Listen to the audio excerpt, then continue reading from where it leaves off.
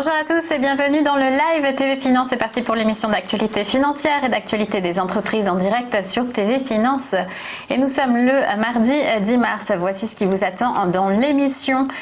La société Biocorp Biotech Côté présentera en tout début d'émission ses derniers produits contre le diabète et son partenariat de choix avec l'entreprise Sanofi. À 9h, Chronocac à suivre aujourd'hui après une journée mouvementée sur les marchés. Hier, nous aurons en plateau Antoine Quezada pour un décryptage tout en analyse technique.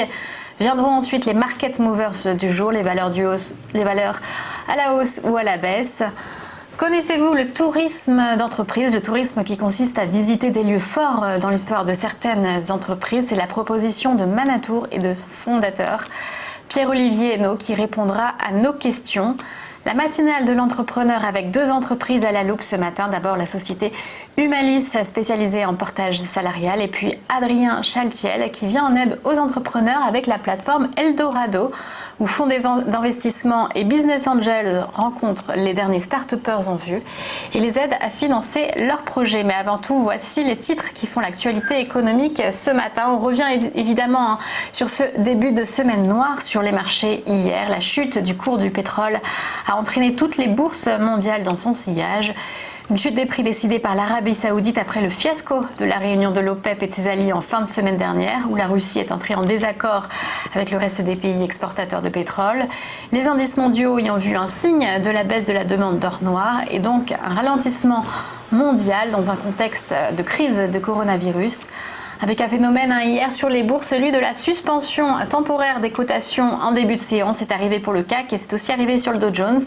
Les grands indices ont chuté trop fortement. Certaines valeurs ont été quasi incotables. Ce sont des sortes de coupe-circuits qui se sont activés. Le CAC 40 a connu sa plus forte baisse depuis 2016 et Wall Street sa pire journée depuis 2008. Et conséquence de cette crise pour les entreprises, bientôt une mise en place du chômage partiel. Après les mesures aux entreprises annoncées par Bruno Le Maire et Muriel Pénicaud, quelques 900 entreprises ont déposé un dossier pour demander à bénéficier de chômage partiel. Cela concerne environ 15 000 salariés sur les 20 millions de salariés que comporte le pays, rapporte la ministre. Ça peut paraître beaucoup, mais il y a des secteurs qui ne sont pas touchés, note-t-elle. Ceux qui le sont en revanche ceux qui sont en première ligne dans la crise du coronavirus, l'hôtellerie, la restauration, l'événementiel ou encore les transports. Et l'Italie tout entière est coupée du monde. Giuseppe Conte durcit les mesures de confinement. Tous les Italiens sont donc assignés à résidence. Les rassemblements sont interdits, les écoles et les universités sont fermées. Seuls les déplacements professionnels ou à caractère urgent sont encore autorisés. Par ailleurs, le gouvernement incitera les banques à accorder des reports d'échéance dans les remboursements d'emprunts bancaires pour les ménages et les entreprises en difficulté. L'Italie est un des principaux partenaires économiques de la France et même son deuxième client en termes d'exportation. Et du côté des marchés financiers, un rappel des chiffres d'hier, le CAC 40 a clôturé son lundi noir en baisse, moins 8,39%, 4707 points.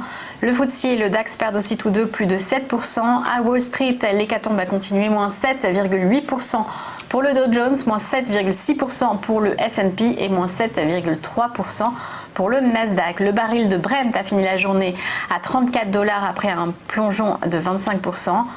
L'euro-dollar est ce matin à 1,1357 et du côté des bourses asiatiques, il y a un léger redressement à signaler avec au Japon une hausse du Nikkei à plus 0,85% et en Chine un peu plus de 1,8% de redressement.